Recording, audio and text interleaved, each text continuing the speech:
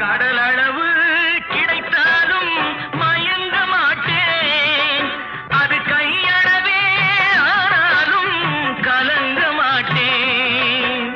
உள்ளத்திலே உள்ளதுதான் உலகம் கண்ணா, இதை உணர்ந்து கொண்டே துன்பமெல்லாம் விலகும் கண்ணா. உணர்ந்து கொண்டேன் துன்பமெல்லாம் விலகும் கண்ணா. ஆட்டுவித்தால்